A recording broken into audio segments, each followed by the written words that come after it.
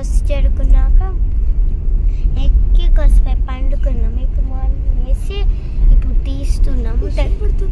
వర్షం పడుతుంది మళ్ళీ ఇప్పుడు బాగా. ఏమైందో అర్థం కావట్లేదు, బాగా వర్షం పడుతుంది.